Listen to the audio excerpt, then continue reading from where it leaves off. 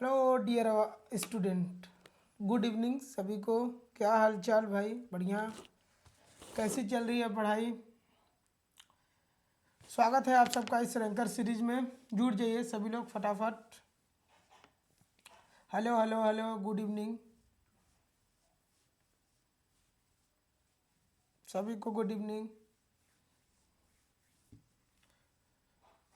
तो चलिए स्टार्ट करते हैं बिना किसी देरी के। तो हेलो गुड इवनिंग, मेरा नाम है दीपक और आज हम लोग पढ़ने वाले हैं जो कि पिछले साल यानी प्रीवियस ईयर में जो प्रश्न आए हुए हैं, टॉप 10 यानी महत्वपूर्ण 10 प्रश्न देखने वाले हैं जो कि बायोलॉजी से संबंधित है। तो जुड़ जाइए फटाफट आप लोग और चलिए स्टार्ट करते हैं बिना किसी देरी के। तो प्रीवियस ईयर में एक क्वेश्चन आया है, आप देखेंगे, जो कि रहने वाला है आपका पीसीआर से। पीसीआर क्या होता है, इसका क्या रोल है? तो basically PCR use for, PCR का उपयोग किसके लिए किया जाता है? तो पीसीआर का उपयोग जानने से पहले हमको क्या पता होना चाहिए, पीसीआर का फुल फॉर्म क्या होता है। तो इसका फुल फॉर्म पूरा नाम होता है पॉलीमरेज चेन रिएक्शन। क्या होता है? Polymerase chain reaction. किसी को पता था? नहीं पता था? जिसको पता होगा अच्छी बात है। तो पॉलीमरेज चेन रिएक्शन होता क्या है? इसमें बेसिकली हम क्या करते हैं, डीएनए की प्रतिलिपि कॉपी बनाते हैं। इसको थोड़ा सा डिटेल में हम देखते हैं कि इसका ऑप्शन सी आंसर होगा, लेकिन चलिए इसका डिटेल में हम देखते हैं हम लोग थोड़ा सा कि पॉलीमरेज पीसी, पहले तो फुल फॉर्म आता है एग्जाम में, पीसीआर का फुल फॉर्म क्या है तो हमको पता होना चाहिए। पॉलीमरेज चेन रिएक्शन इसका फुल फॉर्म होता है। और PCR is a technique use to amplify और make many copies of specific DNA segment. मान लीजिए कि कोई डीएनए है और उसका हम बहुत सारा कॉपी बनाना चाहते हैं, तो उसके लिए पीसीआर पॉलीमरेज चेन रिएक्शन हम कराते हैं। पीसीआर एक तकनीक है जिसका उपयोग डीएनए के किसी विशेष भाग की बहुत सारी प्रतियां यानी कॉपी बनाने के लिए किया जाता है। इसके बारे में कैरी मुलिस थे हमारे वैज्ञानिक, उन्होंने 1983 ईस्वी में इसके बारे में बताया था। अगर सीधा सा मतलब हम समझें पीसीआर का, तो लिखा है it is use to amplify a specific DNA sequence. कोई डीएनए का सीक्वेंस है, जैसे आपको पता होगा एडेनिन के साथ ग्वानिन, और इस तरीके से जो भी इसका सीक्वेंस, कंप्लीमेंट्री सीक्वेंस जो भी बनता है वो आपको पता होना चाहिए। और यह क्या करता है, उसका प्रतिलिपि, उसका कॉपी बनाने के लिए हेल्पफुल रहता है। तो एग्ज़ाम में आ गया कि पीसीआर क्या होता है। तो पीसीआर बेसिकली क्या होता है, डीएनए का प्रतिलिपि, डीएनए का कॉपी, हिंदी में प्रतिलिपि बनाने के लिए, इंग्लिश में amplify a specific DNA sequence. Clear? अब थोड़ा सा इसका सिद्धांत देख लेते हैं हम लोग। सिद्धांत क्या है? PCR work on the principle of DNA replication. DNA के कॉपी पर और किसका यूज करके, किसका? टेम्परेचर का यूज़ करेंगे यानी तापमान का, जिसको बोलते हैं हम लोग, और क्या करेंगे, एंजाइम का। तो तापमान आप देखेंगे कि अधिक से अधिक तापमान यूज होता है। अगर तापमान का यूज हो रहा है, अगर तापमान का हम यूज़ कर रहे हैं डीएनए के रेप्लिकेशन के लिए, तो उस तरीके का हमको एंजाइम भी चाहिए जो कि तापमान पर टूटे ना। तो ऐसे कंडीशन में जो टैग पॉलीमरेज एक एंजाइम होता है जो थर्मस एक्वाटिकस से पाया जाता है, वो क्या होता है कि स्टेबल रहता है किस पे? टेम्परेचर पर, यानी जल्दी ये विघटित नहीं होता है, खराब नहीं होता है ये। तो टैग पॉलीमरेज एंजाइम यूज होता है जो कि किसी भी तापमान में, मतलब उच्च तापमान पे खराब नहीं होता है, तो इसलिए इसका यूज करते हैं डीएनए पॉलीमरेज में। तो एग्जाम में ये भी एक आता है कि टैग पॉलीमरेज किस में यूज होता है, या फिर एंजाइम जो यूज होता है वो कौन सा एंजाइम है। तो टैग पॉलीमरेज आप लोग याद रखेंगे इसको। क्लियर? इसके स्टेप की बात करें, यानी स्टेज या स्टेप की बात करें, तो 3 स्टेप में होता है। कौन सा? 3 स्टेप में इसको हम पाते हैं। एक बात करते हैं, एक डीनेचुरेशन, एक एनिलिंग और एक एक्सप्लोरेशन।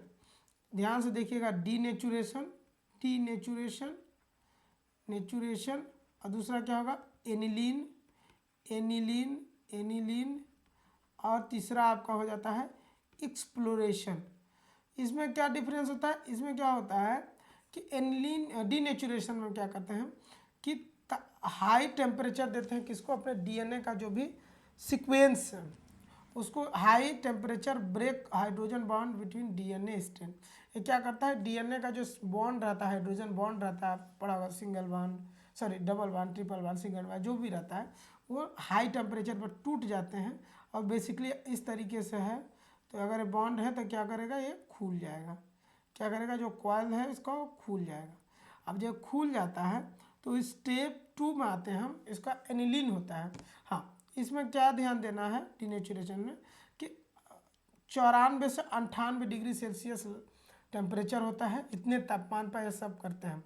जब उसको गर्म करेंगे ना तो सीधी सी बात है क्या होगा, डीनेचर हो जाएगा और क्या होगा, डीएनए का जो सीक्वेंस है हमारा खुल जाएगा। और क्या करेंगे हम, इसको 50 से 65 डिग्री के बीच क्या करेंगे, प्राइमर अटैच करेंगे कंप्लीमेंट्री सीक्वेंस का। यानी क्या होता है, प्राइमर डीएनए के कंप्लीमेंट्री हिस्से से जुड़ जाते हैं या जोड़ते हैं हम, या प्राइमर पकड़ता है। प्राइमर क्या होता है, इससे जो जैसे एडनिन के साथ ग्वानिन बाइंड करता है, तो उसी तरीके से था। और क्या करते हैं, एजी जिस एडनिन के साथ ग्वानिन, और एक और होता है आपको पता होना, एडनिन के साथ थायमिन, ग्वानिन के साथ शायद साइटोसिल, जहाँ तक हमको पता है, क्लियर कर लीजिएगा आप लोग, अभी हम थोड़ा डाउट में हैं। तो आप देखेंगे कि अपने कंप्लीमेंट्री, अगर एडनिन थायमिन के साथ बाइंड कर रहा है, ग्वानिन साइटोसिल के साथ बाइंड कर रहा है, तो थायमिन एडनिन के साथ बाइंड करेगा और साइटोसिल ग्वानिन के, मतलब अपने कंप्लीमेंट्री सीक्वेंस से ही जुड़ेगा, उसको विशेष ध्यान देंगे।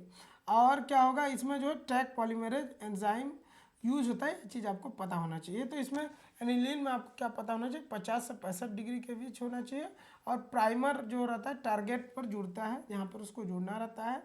और क्या करते हैं हम कि जुड़ने के बाद हमारा जो थर्ड स्टेप आता है, एक्सटेंशन या इलोंगेशन।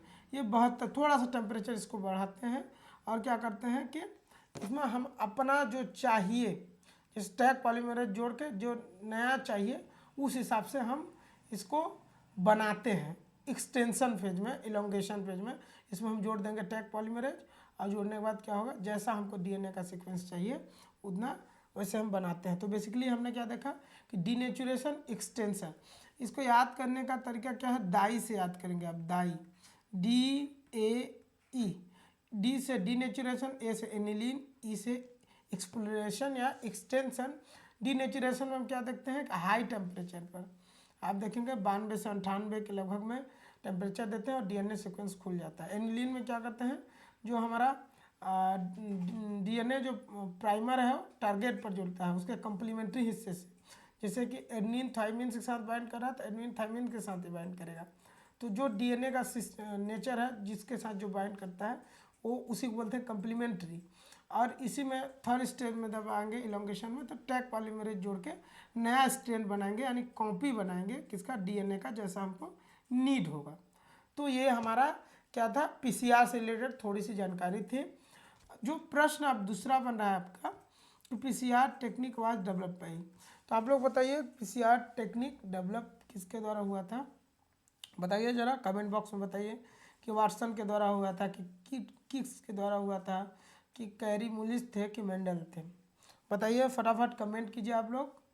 तो हाँ, तो ऑप्शन सी इसके लिए सही है। कौन सा, option C, Kary Mullis is the correct answer for this question. यानी हमने बताया था कि हमारे कैरी मुलिस साहब जो हैं उन्होंने इसके बारे में बताया था। अब अगला प्रश्न है कि which enzyme use in PCR, PCR में कौन सा एंजाइम उपयोग होता है, कौन सा एंजाइम उपयोग होता है, डीएनए लाइगेज होता है, आरएनए पॉलीमरेज होता है, टैग पॉलीमरेज होता है, हेलिकेज होता है। तो कमेंट में फटाफट बताइए आप लोग कि इसमें कौन सा एंजाइम यूज होता है, बताइए फटाफट। तो हमारा टैग पॉलीमरेज जो थर्मस एक्वाटिकस से मिलता है वो होता है, जो कि हाई टेम्परेचर पर टूटता नहीं, डिग्रेडेट नहीं होता है। तो ऑप्शन सी इसके लिए सही उत्तर हो जाएगा। चलिए अगला प्रश्न, what is the main purpose of PCR,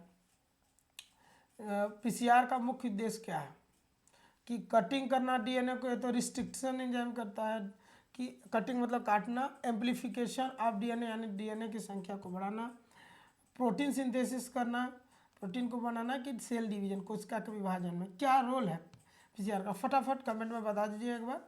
तो इसके लिए जो सही उत्तर होने वाला, हाँ वेरी गुड, सभी का सही है। क्या होगा, बी, एम्प्लीफिकेशन ऑफ डीएनए, संख्या को बढ़ाना। कौन सा, संख्या को बढ़ाना, डीएनए की संख्या को बढ़ाना।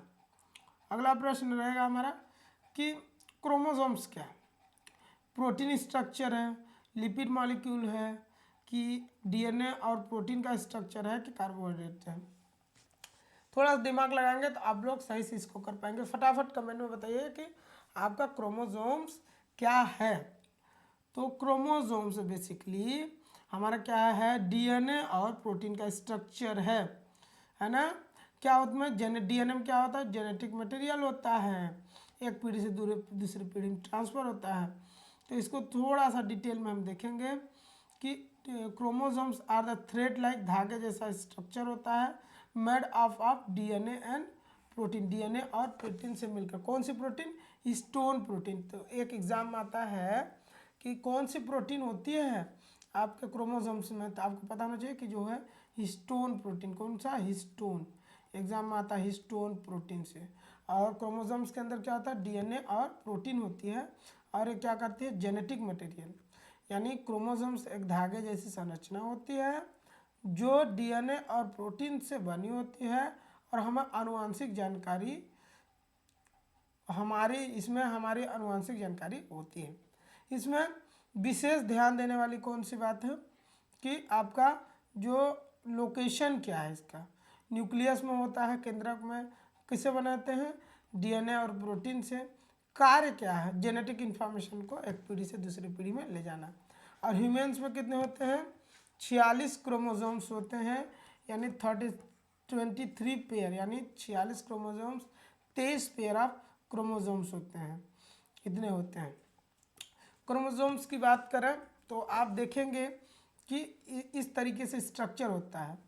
आप देखेंगे कि जो आपका, आप न्यूक्लियस देखेंगे तो न्यूक्लियस में क्या होता है, ऐसे सेल, साइटोप्लाज्म में न्यूक्लियस होता है, इस तरीके का धागे जैसा क्या होता है, क्रोमेटिन। और एक क्रोमेटिन क्वाइल होता है इस तरीके से आके क्रोमोसोम्स बनाता है। और क्रोमोसोम्स बनाता है तो क्रोमोसोम्स बनाने से पहले क्या बनाता है, क्रोमेटिड। क्या बनाता है, क्रोमेटिड, आपको पता होना चाहिए।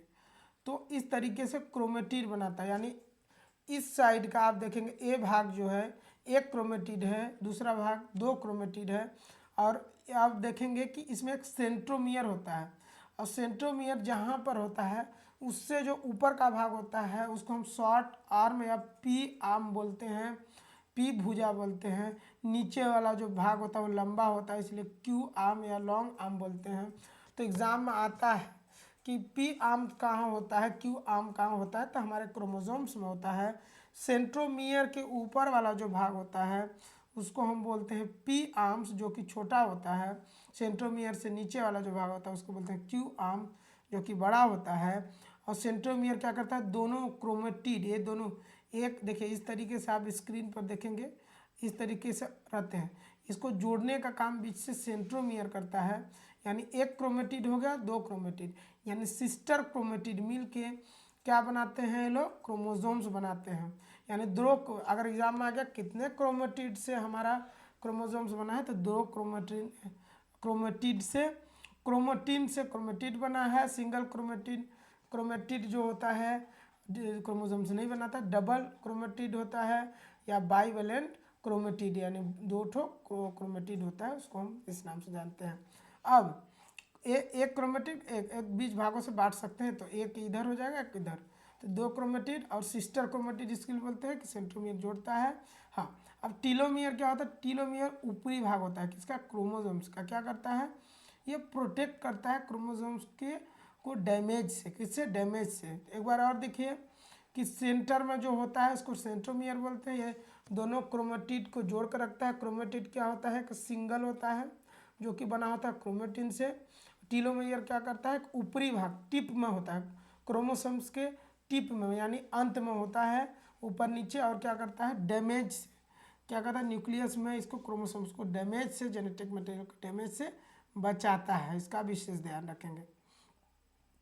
तो अब टाइप देखेंगे तो दो तरीके के क्रोमोसोम्स होते हैं, एक ऑटोसोम्स होते हैं और दूसरा होता है सेक्स क्रोमोसोम्स यानी लैगिंग क्रोमोसोम्स, और इसको गोनेडोसोम्स भी बोलते हैं। कौन सा? गोनेडोसोम्स भी बोलते हैं। क्या बोलते हैं? गोनेडोसोम्स। ऑटोसोम्स क्या करता है? आपका चेहरा कैसा रहेगा, आपके गाल कैसे रहेंगे, आपकी आंखें कैसे रहेंगे, आपकी हाइट कितनी रहेंगी, यानी 22 पेयर जो क्रोमोसोम्स रहेगा वो आपके हाइट, फेस और ग्रोथ को रेगुलेट करता है। वहीं जो आपका दो क्रोमोसोम्स होंगे वो क्या करेंगे कि लड़का होगा या लड़की, मेल होगा या फीमेल होगा, उसको डिसाइड करते हैं। इसलिए दो प्रकार के भागों में बांटा गया है क्रोमोसोम्स को, एक ऑटोसोम्स, एक सेक्स क्रोमोसोम। तो जो ऑटोसोम्स होता है वो डिसाइड क्या करता है, हमारे हाइट कितनी, हमारे आँखें कितनी नसीली, और हमारे बाल कैसे, हमारा फेस कैसा, वो सारी चीज़ें हमारा क्या करता है, ऑटोसोम्स करता है। और सेक्स क्रोमोसोम्स केवल मेल होगा फीमेल होगा उसको डिसाइड करता है। इसलिए जेंडर डिसाइड करने की इनके पास प्रॉपर्टी होती है सेक्स क्रोमोसोम्स के पास। अगला प्रश्न देखेंगे हम लोग कि what is autosome. Sex chromosomes है? नहीं है। आरएनए मॉलिक्यूल्स है? नहीं है। प्रोटीन है? नहीं है। तो इसका उत्तर आप लोग देंगे, कौन सा उत्तर होगा 6 प्रश्न का? तो दीजिए फटाफट कौन सा उत्तर होगा। हम देखेंगे कि जो प्रश्न नंबर 6 का बी ऑप्शन है वो सही, हाँ सबका सही है। गैर लैंगिक क्रोमोसोम्स या नॉन सेक्स क्रोमोसोम्स के नाम से भी इनको जानते हैं। अगला प्रश्न, the point where two sister chromatid are attach to each other is called. वह बिंदु जहाँ पर दो सिस्टर क्रोमेटिड एक दूसरे से जुड़े होते हैं वो कहलाता है। अब देखिए हमने आपको बताया कि इस तरीके से हमारा क्रोमेटिड होता है, ये बीच से जुड़े होते हैं, ऊपर वाला शॉर्ट होता है, नीचे वाला लॉन्ग होता है। तो इसको क्या बोलते हैं? इसको फटाफट कमेंट में बताइए क्या बोलते हैं, इसको क्या बोलते हैं, फटाफट बताइए, इसको कमेंट में बताइए। इसको बोलते हैं सेंट्रोमियर। तो इस प्रश्न का सही उत्तर क्या होगा? सेंट्रोमियर होगा। क्लियर? अगला चलते हैं, अगला प्रश्न देखते हैं हम लोग। देखिए इस तरीके से इसको अगर हम अगर एक भाग में बांट रहे हैं तो हमारा क्या होता है, क्रोमेटिड दोनों का हो गया तो सिस्टर क्रोमेटिड यानी सिस्टर क्रोमेटिड मिलके क्रोमोसोम्स बनाते हैं। ऊपर वाला भाग शॉर्ट, नीचे वाला लॉन्ग, वो जो प्रोटेक्ट करता है डैमेज से उसको टीलोमियर हम बोलते हैं, जिसको हमने अभी क्या किया है, एक्सप्लेन किया है। जो आपका 8वां प्रश्न रहेगा कि the protective end of chromosomes that prevent it from damage are called. गुणसूत्र के सुरक्षात्मक सिरे जो इसे क्षति से बचाते हो कहलाते हैं, क्या कहलाते हैं? कमेंट बॉक्स में फटाफट बताइए आप लोग कि जो हमारा क्रोमोसोम्स होता है उसका जो टिप पर होता है, जो कि हमारे क्रोमोसोम्स को क्या करता है, डैमेज से बचाता है, क्षति से बचाता है, उसको क्या बोलते हैं? फटाफट कमेंट में बताइए। वेरी गुड, सभी का सही लगभग में। हमारा option C is the correct answer. कौन सा? सी हमारा सही होगा। टीलोमियर जो होता है ये इसका सही उत्तर रहने वाला है। अगला प्रश्न देखेंगे हम। देखिए टीलोमियर क्या है, टीलोमियर हमारा सही उत्तर रहने वाला है। अगला प्रश्न, where are the chromosomes located. तो आप लोग बताइए क्रोमोसोम्स कहाँ पर होता है, साइटोप्लाज्म में, किडनी, राइबोसोम्स में, कि गोल्जी बॉडी में, कि कौन सा क्या है? क्रोमोसोम्स कहाँ साइटोप्लाज्म में पाया जाता है, राइबोसोम्स में पाया जाता है, केंद्रक में पाया जाता है, गोल्जी बॉडी में पाया जाता है। तो बहुत सारे बच्चों का ए ऑप्शन सही हो सकता है, लेकिन इसका जो है सी ऑप्शन सही रहने वाला है, क्योंकि हमारा क्रोमोसोम्स कहाँ पाया जाता है, न्यूक्लियस में। इस तरीके का सेल है, सेल के अंदर न्यूक्लियस होता है, न्यूक्लियस के अंदर हमारा क्या पाया जाता है, क्रोमोसोम्स पाया जाता है। तो बिल्कुल सही, बहुत सारे बच्चों का सही उत्तर है, option C is the correct answer. अब हम बचे लास्ट प्रश्न की ओर, यानी लास्ट जो प्रश्न रहने वाला है हमारा लास्ट वन, कि क्रोमेटिड क्या है। क्रोमेटिड क्या है, आपको बताए थे हम क्रोमेटिड क्या है। तो फटाफट कमेंट में आप लोग बताइए कि क्रोमेटिड क्या है, ताकि हम देखें क्रोमेटिड क्या है, बताइए। होल क्रोमोसोम, पूरा क्रोमोसोम को क्रोमेटिड बोलते हैं। 1/2 ऑफ डुप्लीकेट क्रोमोसोम का आधा भाग, कि जीन को बोलते हैं, प्रोटीन को बोलते हैं। बताइए फटाफट कमेंट बॉक्स में बताइए। तो हमारा इस प्रश्न के लिए सही उत्तर हो जाएगा 1/2 ऑफ डुप्लीकेट क्रोमोसोम्स। कैसे हम, हाँ क्रोमोसोम्स को अगर आधा करते हैं तो क्या होता है, एक क्रोमेटिड। दो क्रोमेटिड मिलके क्या बनाते हैं, क्रोमोसोम्स बनाते हैं, जिसको हमने आपको बता दिया है। ठीक, थैंक यू। और कोई डाउट हो कमेंट बॉक्स में ज़रूर पूछें। Thank you so much.